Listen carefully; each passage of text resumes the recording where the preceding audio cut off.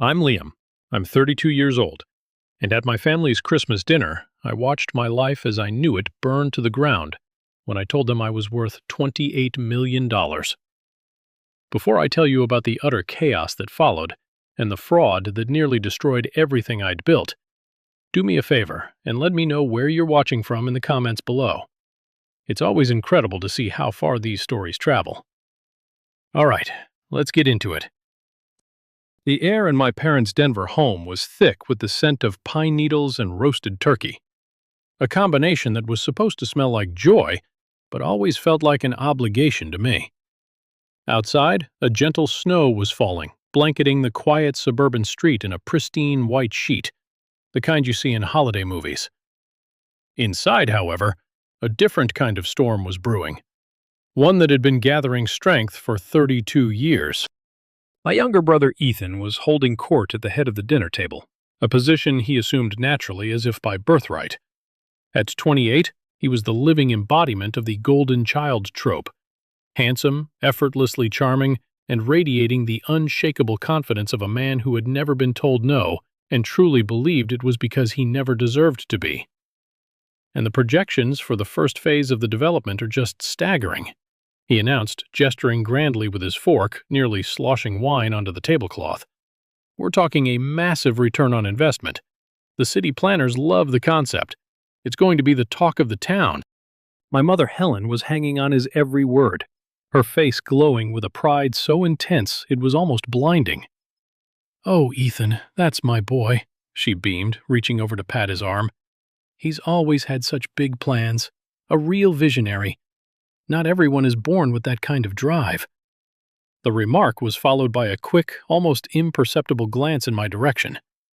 I felt it more than I saw it. A tiny, familiar splinter of ice.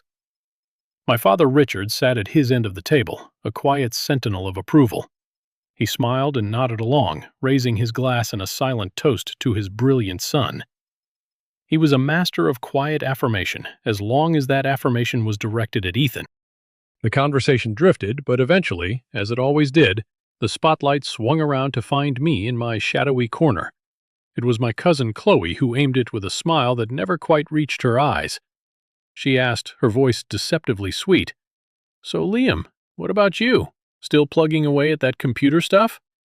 I felt the familiar tightening in my chest, the dull ache of being minimized. Computer stuff. A decade of my life. The grueling hours. The sleepless nights fueled by cheap coffee, the constant gnawing risk of failure, the sheer intellectual effort. All of it bundled up and dismissed with two careless words. I took a slow sip of water, trying to douse the fire in my gut. "It's going well," I said, my voice carefully neutral. "Well?" my mother pressed, her tone laced with an impatience she reserved just for me. "What does 'well' mean exactly? Your brother is building an empire from the ground up. Are you even making a decent salary? Do you have a proper retirement fund?" Something inside me, a tightly wound spring of resentment I'd been compressing for years, finally snapped. Maybe it was the condescending tone. Maybe it was the casual dismissal of my life's work. Or maybe, after a lifetime of making myself small to keep the peace, I was just done.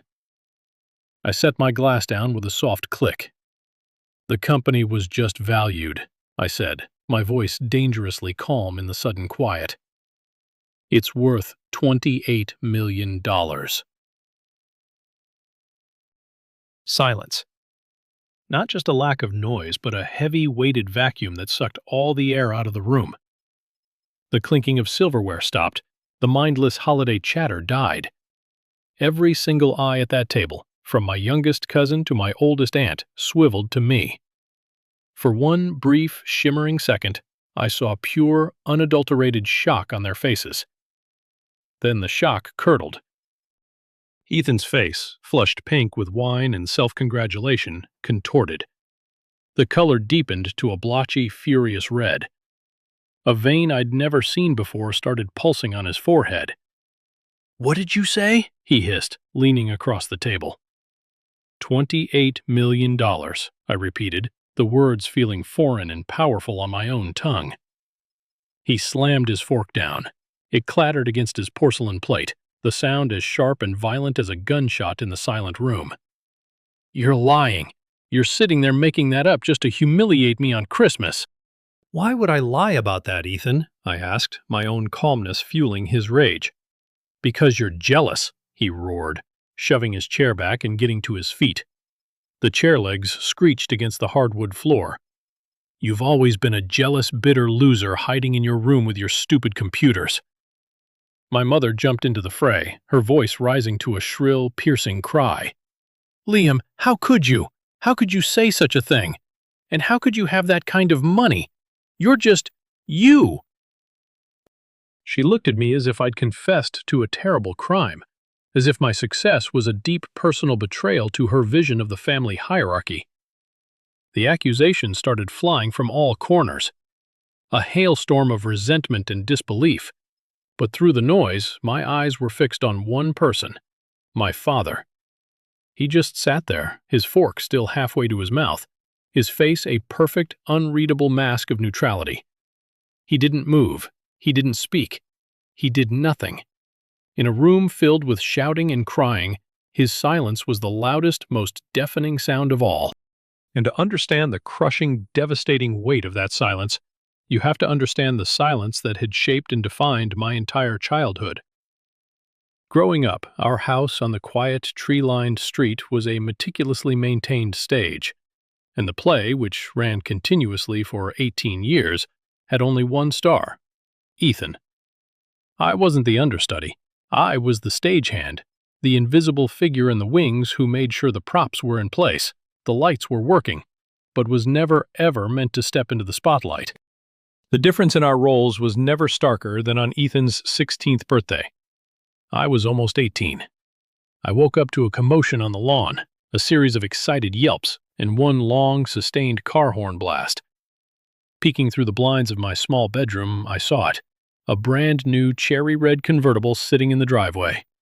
It wasn't just new, it was absurdly perfect, gleaming under the morning sun, with a giant, ridiculous white bow on its hood. Ethan was doing a victory dance on the lawn while my parents hugged him, their faces absolutely incandescent with joy. "He's a good kid, he deserves it," I heard my father say, his voice thick with pride.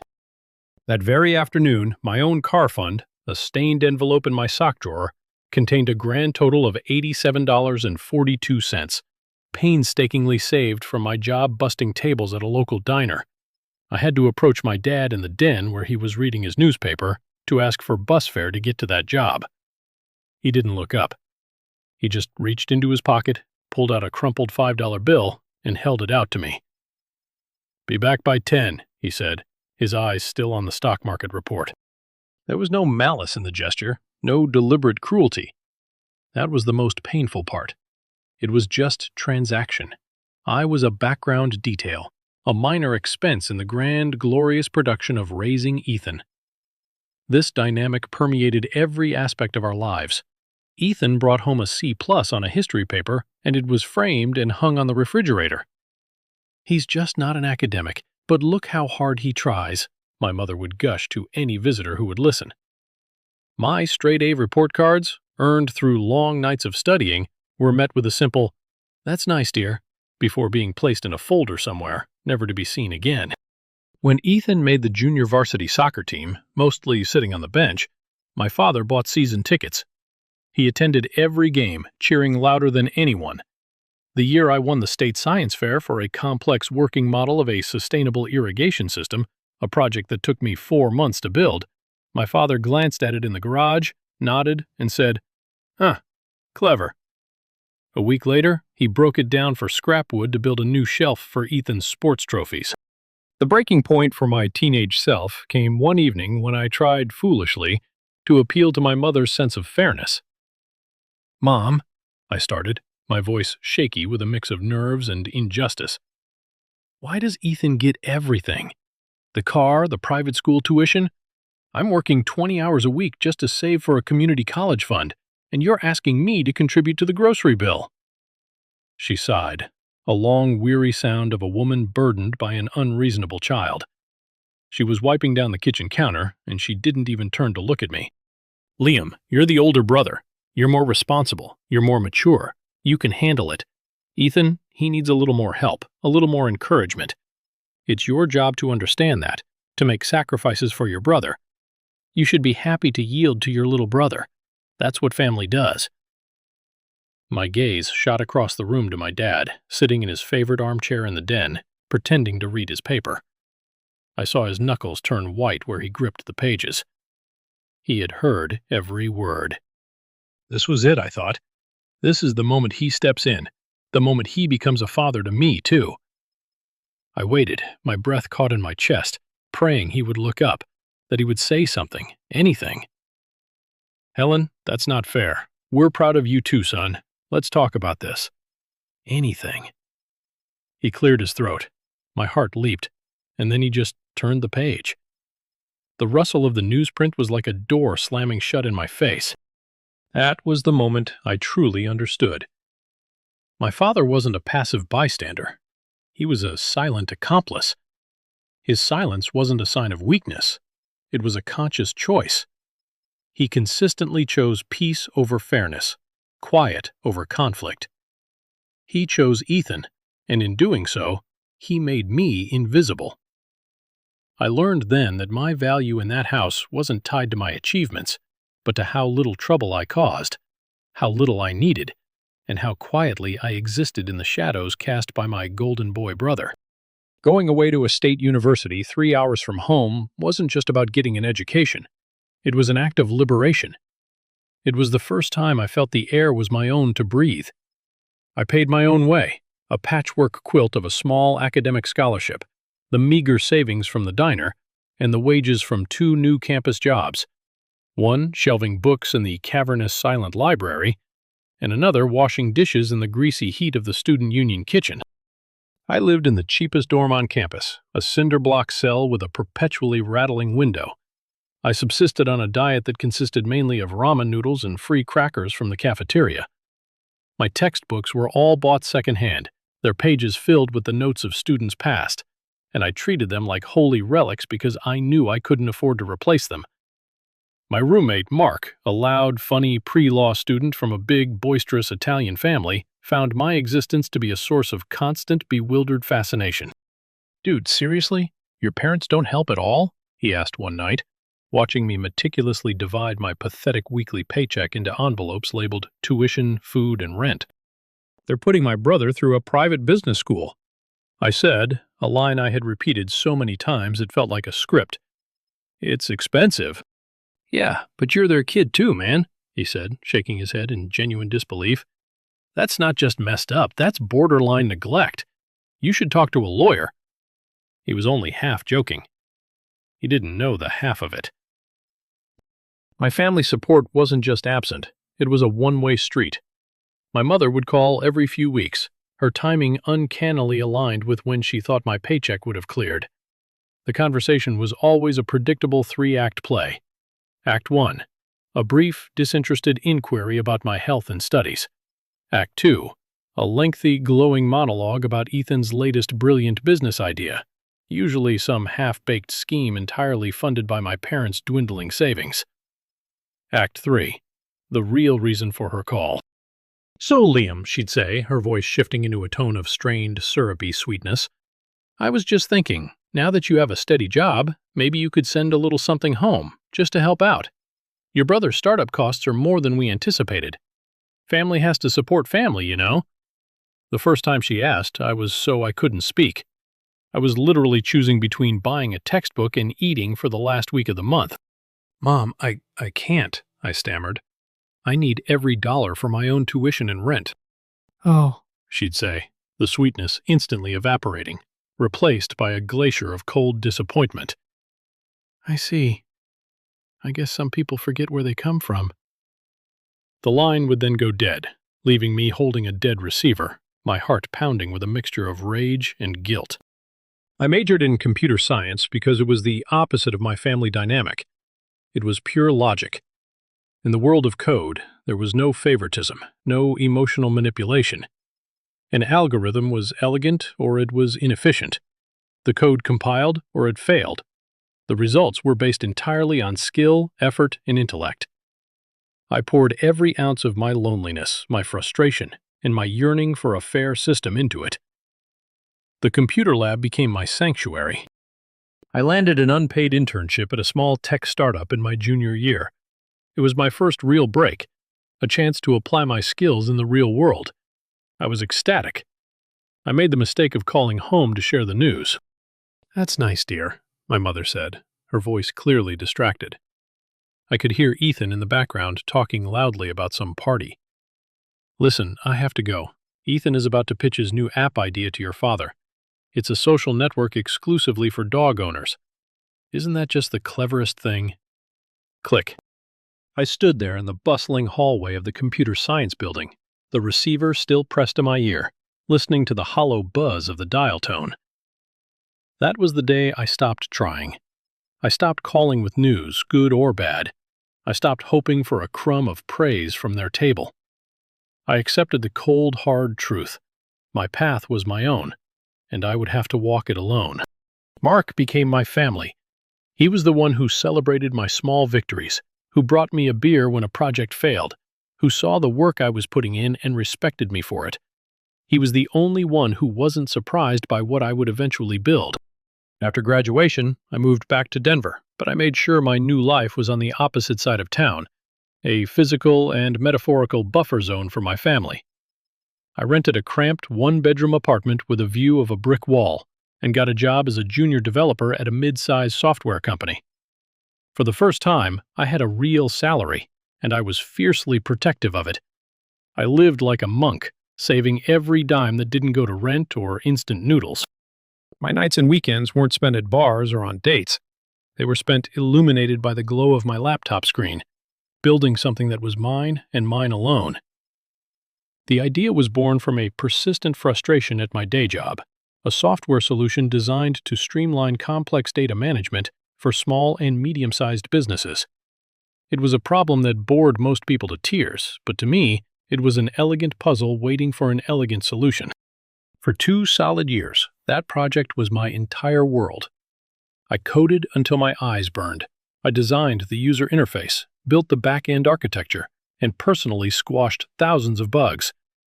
I poured every ounce of my focus, my discipline, and my quiet ambition into it, and I told no one in my family.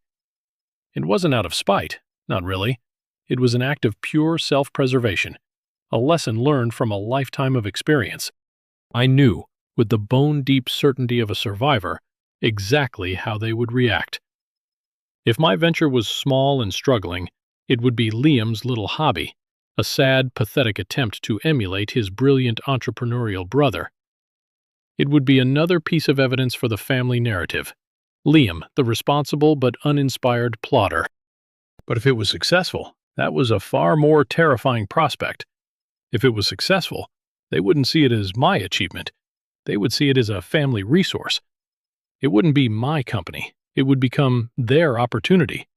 It would be the new, upgraded savings account from which to fund Ethan's ever-revolving door of game-changing ideas. My success would be reframed as their collective good fortune. So I built my fortress of silence. When they asked what I was up to, my answers were masterpieces of vagueness. Just working, keeping busy. Mark, now a law student, was my only confidant. He was the one who walked me through the legal maze of incorporating my company, which I named Apex Solutions. He was the one who acted as the official witness when I signed the documents that made it real. "You're really not going to tell them?" he asked as we celebrated with a cheap pizza and warm beer in my sparsely furnished apartment. "What's the point?" I replied, shrugging as if it didn't bother me. "It would just create problems I don't have the energy to deal with." "Or," he suggested gently, ever the optimist, "they might finally be proud of you. They might finally see what you've accomplished." I gave him a sad smile, one that felt ancient and weary.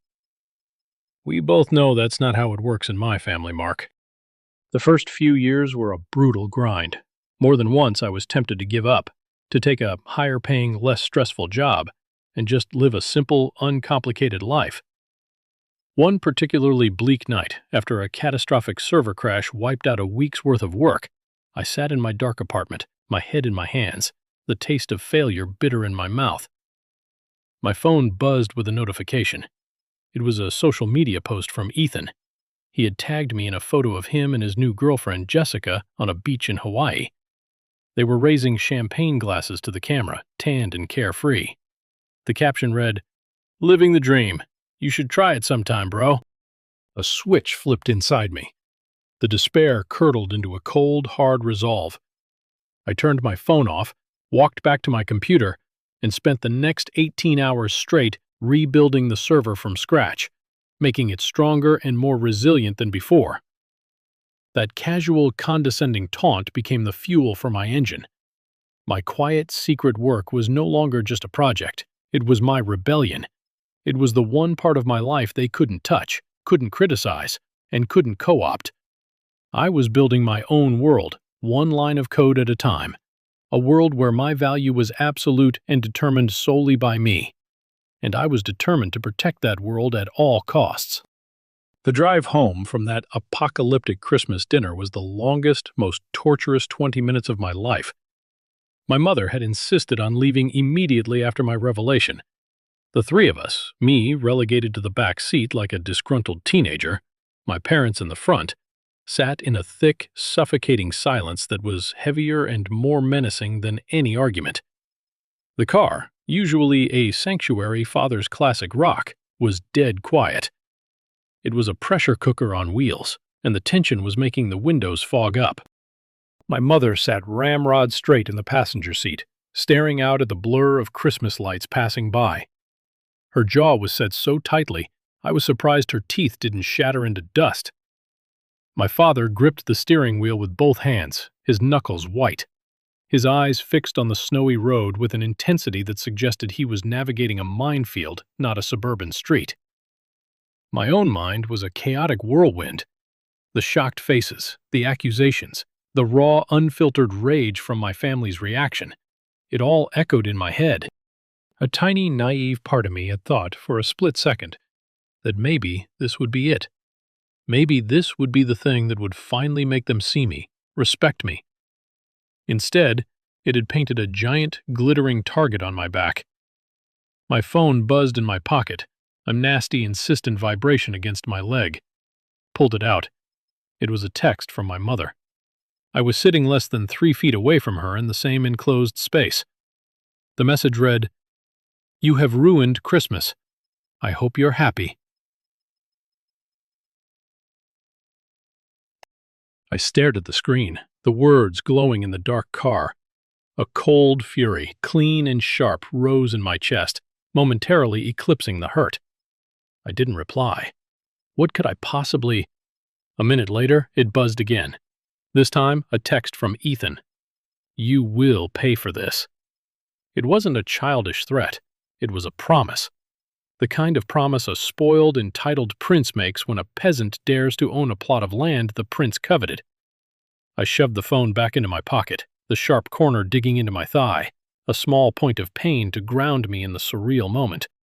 We finally pulled into the parking lot of my apartment complex.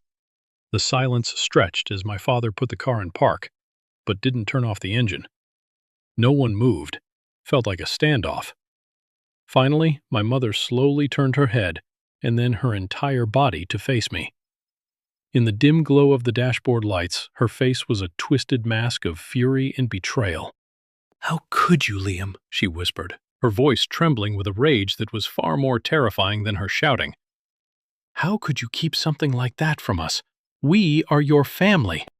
"It's my company, Mom. My work. It had nothing to do with you," I said, my voice flat and empty.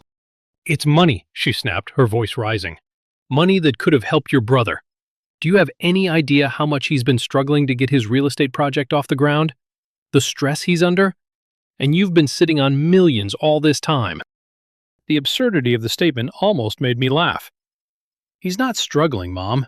You and Dad have given him everything he's ever asked for. You paid for his private college fund. You co-signed his first business loan. You let him live at home rent-free until he was 26. "That's different. That's what parents do for their children," she retorted.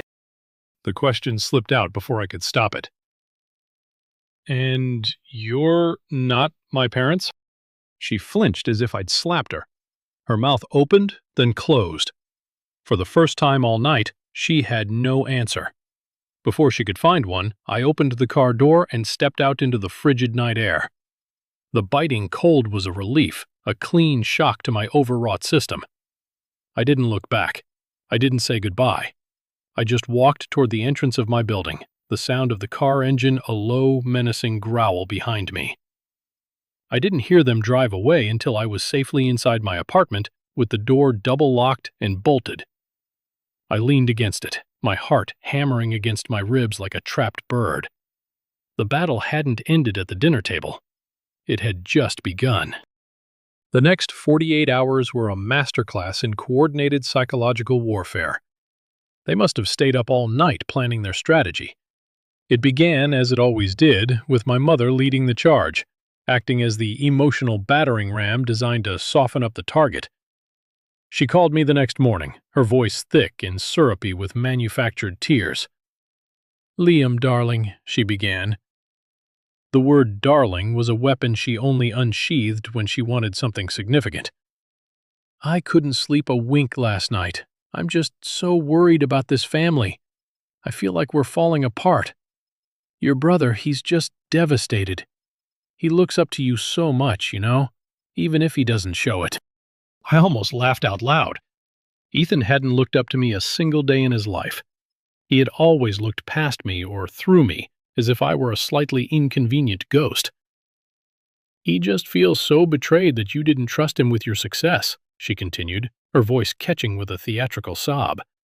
"All he wants is to make us proud. His project, it's his dream, Liam. His entire future is riding on it.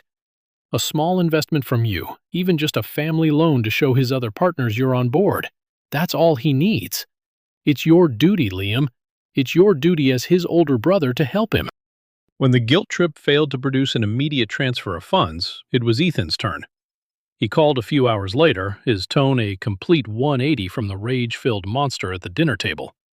He was smooth, charming, the golden boy salesman turning on the charisma. "Lee, my man," he said, his voice oozing with a bonhomie that was frankly insulting. "Hey, listen, man, about Christmas. I was totally out of line. I was just so shocked, blown away. 28 million, that is insane. Seriously, I am so proud of you, bro." I remained silent, letting him spin his web.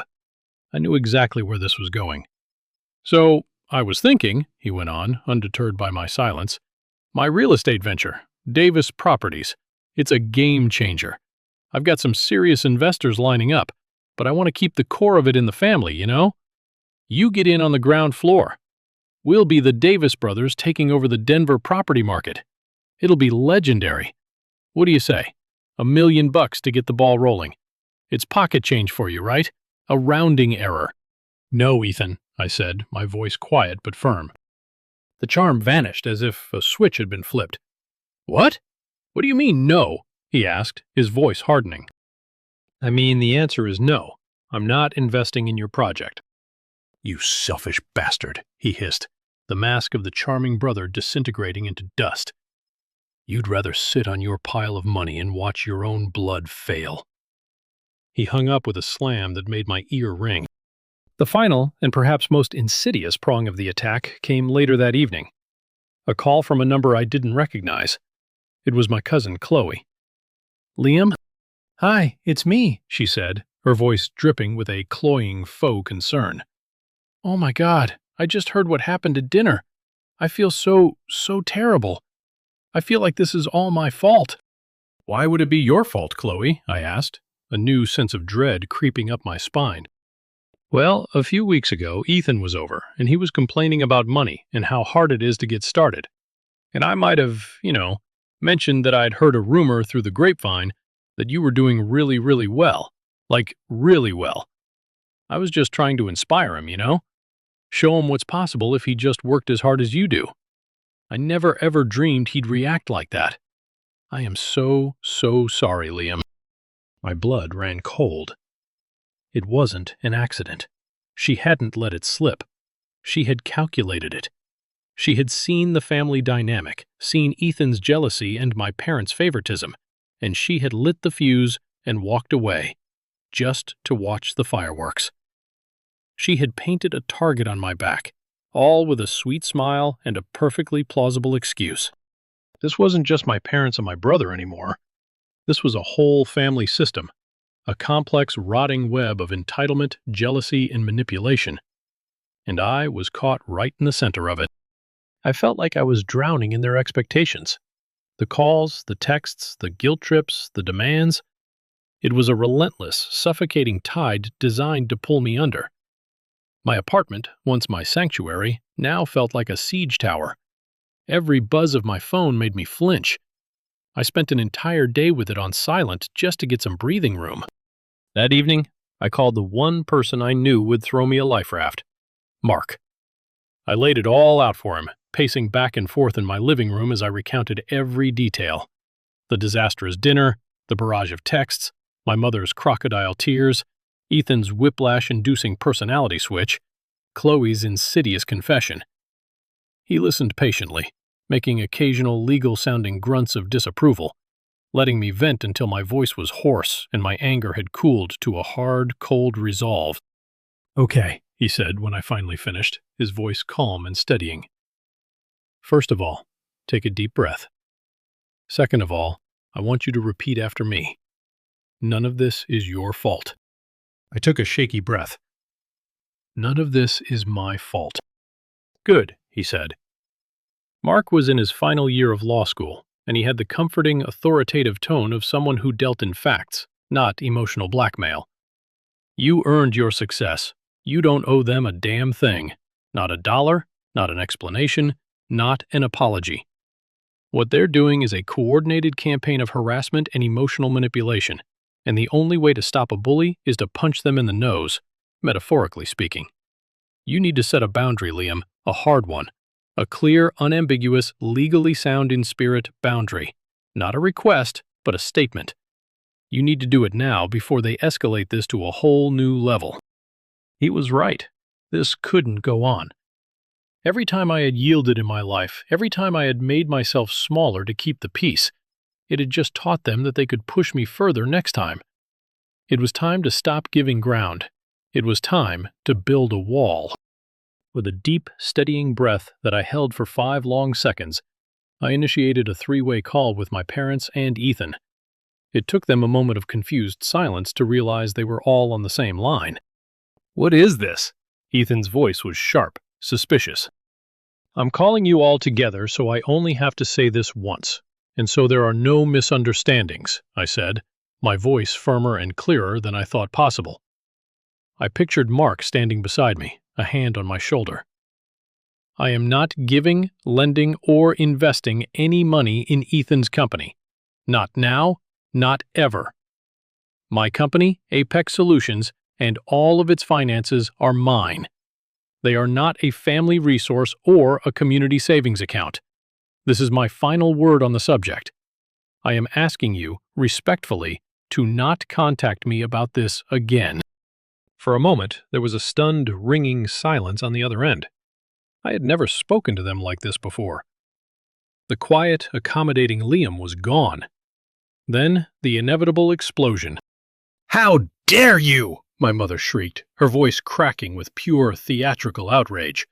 "After everything we have done for you, we gave you a home. We fed you. We clothed you. You ungrateful, selfish child." "You did what parents are legally required to do, Mom," I said, my voice dangerously quiet. Ethan jumped in, his voice dripping with venom. "You think you're so big now, don't you? Mr. Big Shot CEO. You're nothing, Liam. You've always been nothing, and you'll always be nothing." "Then you shouldn't have any problem succeeding without my nothing money," I shot back, the words tasting like victory. I waited, my heart pounding, for my father to speak, for him to play the peacemaker, the mediator, to find some sensible middle ground. When he finally spoke, his voice was weak, reedy, and full of a desperate disappointment. "Liam, son, let's not be hasty. Let's just all calm down and talk about this. Family is more important than money." "You're right, Dad," I said, and the profound sadness in my own voice surprised me. "It is. And a real family wouldn't be having this conversation." I paused, letting the weight of those words settle. This conversation is over, and for the first time in my life, I hung up on them. My hand was shaking as I put the phone down. I felt a terrifying, exhilarating mix of liberation and dread. I had finally stood up for myself. I had drawn a line in the sand.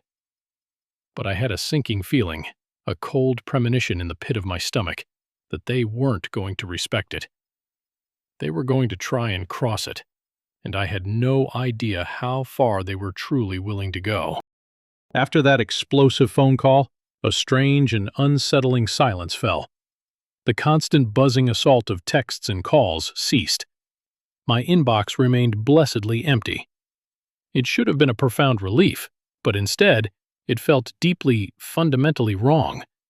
It was the eerie, unnatural quiet before a tornado touches down, the way the ocean recedes unnervingly just before a tsunami. My family, I knew, was not the type to simply give up. They were the type to retreat, regroup, and devise a new, more insidious angle of attack. I tried to lose myself in work, to use the complex logic of code as a shield against the chaotic emotions churning inside me. Apex Solutions was on the verge of landing its biggest contract yet, a game-changing deal with a national logistics company that would solidify our position in the market for years to come. I threw myself into the final negotiations, working 16-hour days, hoping that sheer exhaustion would numb the knot of anxiety that had taken permanent residence in my stomach. My assistant Sarah, a sharp and perceptive woman in her late 40s with a no-nonsense attitude and kind eyes, noticed the change in me. She had been with me since the early days and knew my moods better than anyone. "Everything okay, Liam?" she asked one afternoon, quietly placing a fresh cup of coffee on my desk, right next to a stack of contracts I'd been staring at blankly for an hour. "You seem tense, more than usual." "Just family stuff?" I mumbled, unwilling to unload my sordid drama onto her. She gave me a knowing, empathetic look. "Family stuff is the worst stuff," she said simply. She didn't press for details, but her quiet acknowledgement was a small, welcome comfort in my self-imposed isolation. The only contact I had from anyone in my extended family was a bizarre, stilted phone call from my Uncle Robert, my father's younger brother. He was usually a jovial, backslapping kind of guy, quick with a bad joke and a loud laugh. But his voice on the phone was strained, his cheerfulness forced. "Hey, Liam, just calling to check in, see how you're doing," he said, his voice a little too loud. "Heard you're doing big things, and Ethan too. Sounds like the Davis boys are really taking over the world." "Something like that, Uncle Robert," I said cautiously, my guard instantly up. "Yeah, your dad was telling me all about Ethan's new property business, Davis Properties. Sounds very impressive. He's a real go-getter, that one," he rambled on. The whole conversation felt scripted, rehearsed. It was clear he had been dispatched on a fishing expedition, but for what, I wasn't sure. It set my teeth on edge. Why would my dad be bragging to him about Ethan's business right now, in the midst of this Cold War? The final, definitive signal that something was deeply wrong was a small, digital detail that screamed louder than any phone call. I was scrolling through social media late one night, a mindless habit to switch off my overactive brain, when I realized I hadn't seen any of Ethan's typically boastful posts in a while. I searched for his profile. Nothing. He had blocked me. It was such a petty, juvenile thing to do, but the implication was chilling. This wasn't just about giving me the silent treatment anymore. This was about shutting me out completely. They were closing ranks, forming a tight conspiratorial circle, and I was firmly on the outside, the designated enemy. The silence wasn't peace, it was a conspiracy. They were planning something in the shadows, something that required me to be kept completely in the dark. A cold dread, heavy and metallic, seeped into my bones. I had a terrible, gut-wrenching feeling that I wasn't just fighting for my salary or my company anymore. I was fighting for my name. The storm finally broke on a cold, gray Tuesday morning. It arrived not as a raging phone call or a tearful ambush, but as a quiet, professionally worded email. I was in the middle of a tense meeting, reviewing the final quarterly projections with my finance team, when my phone buzzed with a notification on the conference table.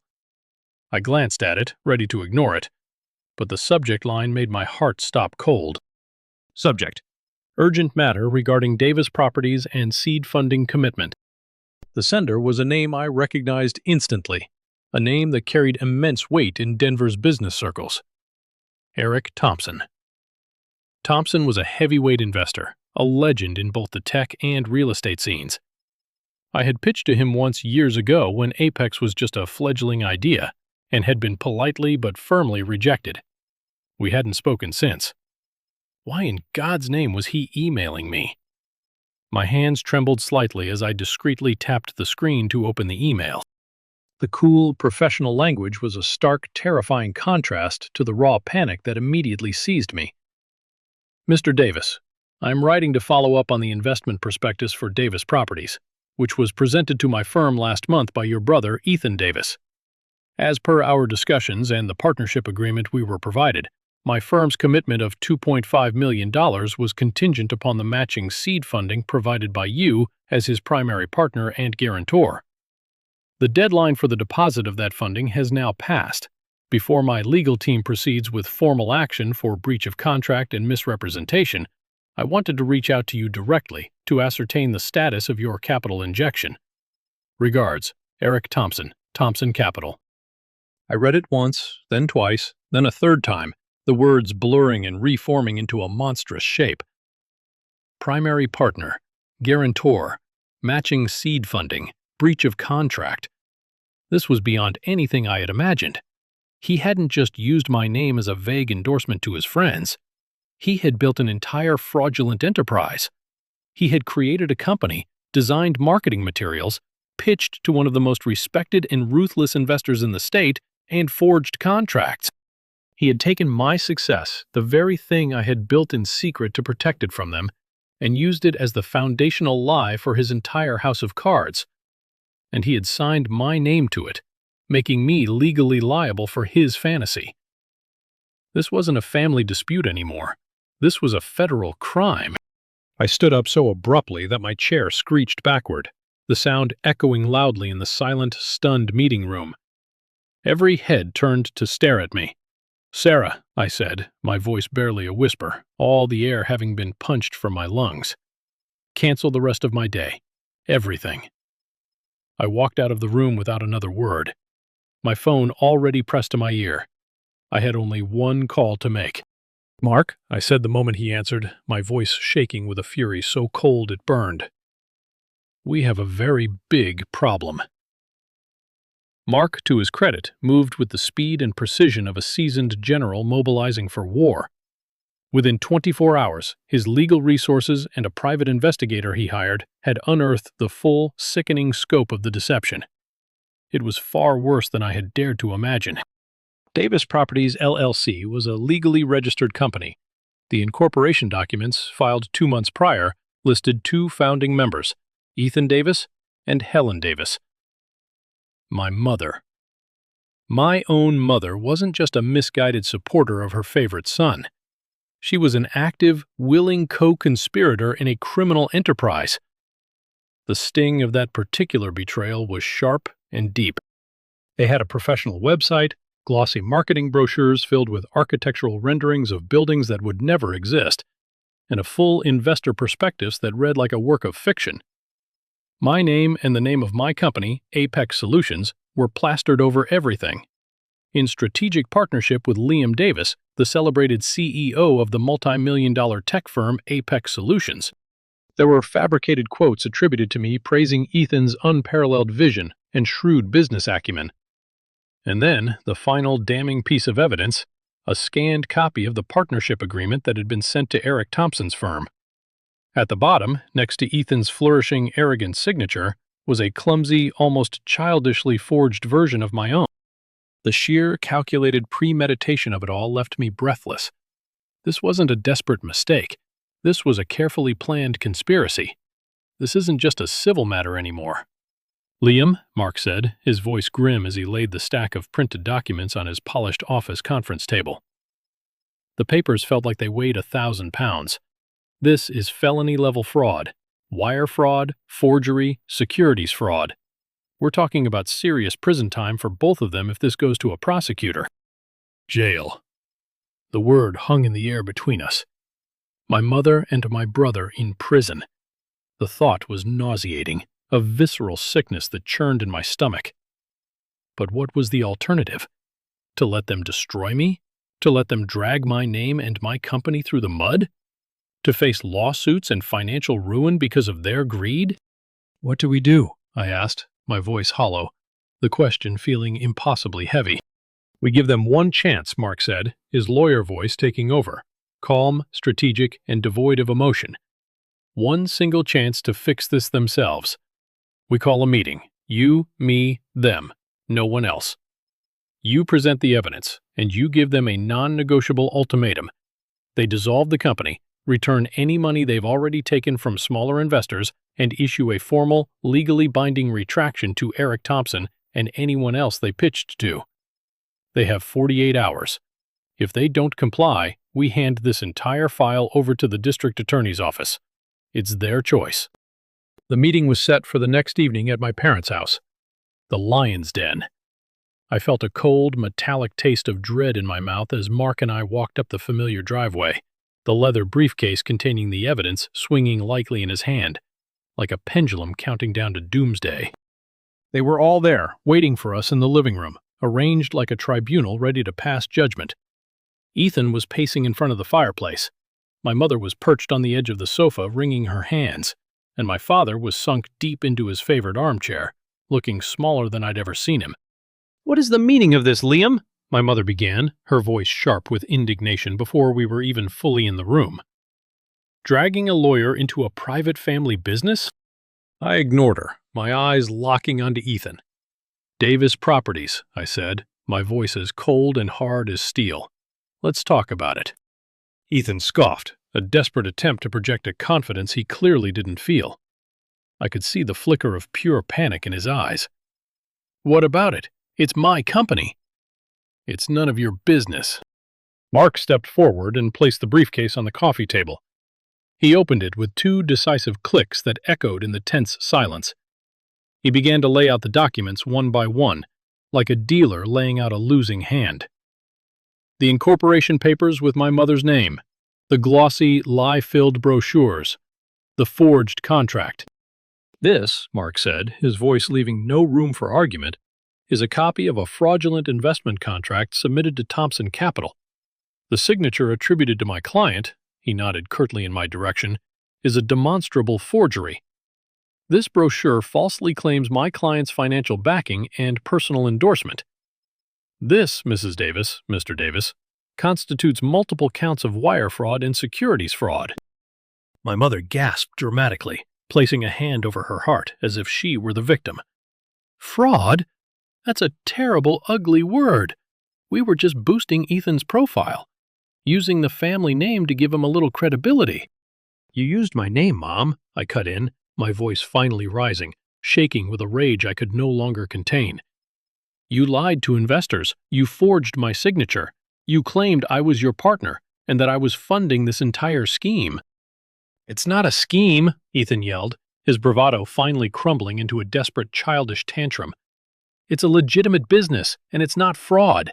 It's just marketing. Everyone stretches the truth a little bit." "This isn't stretching the truth, Ethan." I slammed my hand down on the forged contract, the paper crinkling under the force. "This is a crime. You could go to prison for this, both of you." My mother started to cry then, not tears of remorse, but big heaving sobs of a martyr being unjustly persecuted. "How can you do this to your own brother, to your own mother?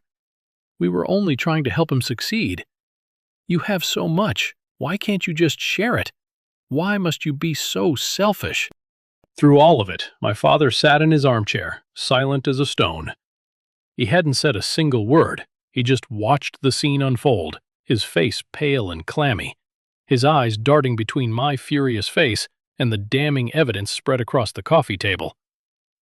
And I knew, with a sudden, chilling certainty that froze the blood in my veins, that the final, most devastating piece of this ugly puzzle lay with him. I consciously tuned out the cacophony of my mother's hysterics and my brother's blustering, pathetic denials. The noise in the room faded to a dull, meaningless roar. My focus narrowed until there was only one other person in the universe. My father, sitting in his armchair, shrouded in his lifelong cloak of silence. I turned my whole body to face him, a prosecutor addressing the key witness. He flinched visibly, as if my gaze were a physical blow. He wouldn't meet my eyes. His gaze darted around the room, landing on a painting on the wall, a floor lamp, anywhere but on me. "Dad," I said, and the sound of my own voice was strange and distant, as if it were coming from someone else. "I just have one question, and I want you to look at me when you answer it. Did you know?" The room fell instantly deathly silent. Even my mother's sobs hitched and stopped. All the air had been sucked out of the space, replaced by a terrible waiting pressure that made my ears pop. Ethan shot a panicked warning glance at him. My father's mouth opened, then closed, like a fish gasping for air. He swallowed hard, and I could see his Adam's apple bobbing in his throat. His hands, resting on the arms of the chair, were trembling. In that moment, he looked ancient and frail, and utterly pathetic. For a split second, a wave of pity washed over me, a ghost of the love I'd always wanted to feel for him.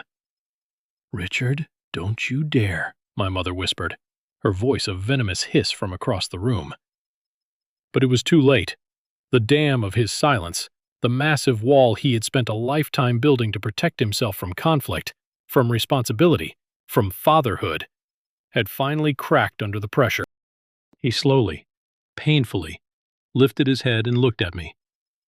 His eyes, for the first time, were not blank or neutral.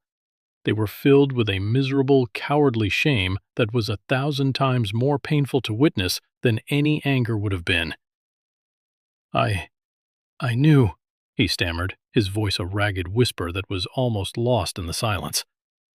"I knew they were using your name." The floor seemed to drop out from under me. The world tilted on its axis. Mark put a steadying hand on my arm, but I barely felt it. I was in free fall, tumbling through a black, empty space. "You knew," I repeated, the words feeling like shards of glass in my throat. He nodded, a single, jerky movement, unable to speak, but a horrifying realization was dawning. A final, dark piece of the puzzle clicking into place. "But it was worse than that, wasn't it?" I pressed, my voice barely human. "This wasn't their idea, not completely." He broke then. The weight of his lifelong cowardice was too much to bear. The truth came spilling out in a pathetic, broken torrent of whispered words. "It was me," he confessed. The tears he had held back for a lifetime finally streaming down his wrinkled cheeks. "I suggested it. I told Ethan. I told him to just borrow your credibility a little, just to get his foot in the door.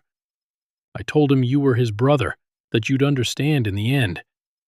I thought once the project was a success, you'd be happy to officially join. I never thought it would go this far." The air left my lungs in a single, silent gasp. He hadn't just stood by and watched me drown. He had been the one to hold my head under the water. The years of feeling invisible, of working myself to the bone, of craving a single word of approval from him, it all coalesced into this one, soul-crushing, world-shattering moment. My father, the man whose recognition I had craved more than anything, was the architect of my ultimate betrayal. He hadn't just chosen Ethan over me, he had actively, deliberately sacrificed me for him. Ethan and my mother looked as stunned as I felt. It was clear they had never, ever expected him to confess. They had counted on his silence, his lifelong habit of non-confrontation, to be their final shield. A strange, cold calm washed over me. The pain was so immense it felt like a purifying fire. It burned away the last vestiges of hope I had for them, for the family I thought I wanted, for the father I had always dreamed he could be. This is the moment that changed everything, the moment I finally took back control of my life. Thank you for staying with me until this point. You are amazing. Please help me by liking this video and commenting the number 1 below so I know you've been on this journey with me. This not only helps more people find the story, but also lets me know that my experiences mean something to someone out there. Your support is the biggest motivation for me to continue sharing the rest of this journey. I didn't say another word after my father's confession. There was nothing left to say. The truth, in all its ugly, devastating glory, was laid bare on the threadbare carpet of my parents' living room. Mark, reading the look of absolute finality on my face, knew the time for negotiation was over. "You have 48 hours, he announced to the 3 stunned, silent figures in the room. His voice was crisp and clinical, cutting through the thick emotional fog. He began methodically packing the incriminating documents back into his briefcase. "Dissolve the company. Issue the retractions. A full, notarized report of your compliance must be on my desk by Friday at 5 p.m. If it is not, a copy of this entire file goes to the Denver District Attorney's Office first thing Monday morning. Do you understand?" No one answered. They just stared, trapped in the wreckage of their own making. We turned and walked out, leaving the front door hanging open behind us, a final symbolic breach. The fallout was swifter and more brutal than I could have imagined. Mark, taking no chances, had his firm's litigation department contact Eric Thompson's legal team directly that night. He laid out the situation in stark, unambiguous terms. I was the primary victim of a sophisticated, fraudulent scheme perpetrated by my own family members. Thompson, a ruthless but fundamentally fair businessman, was reportedly apoplectic, not at me, but at having been so thoroughly played for a fool by a charismatic amateur like Ethan.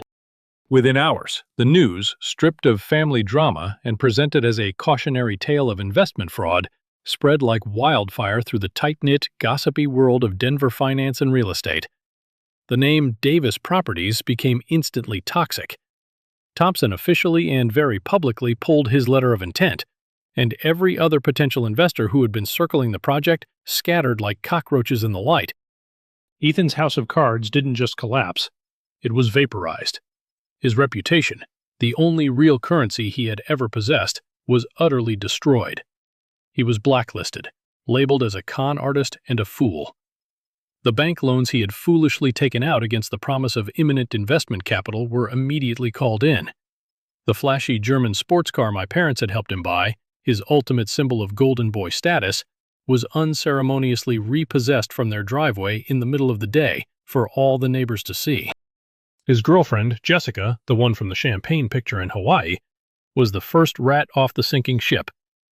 I heard through the grapevine from Chloe, in a transparently desperate attempt to get back in my good graces, that Jessica had packed her bags the day the news broke.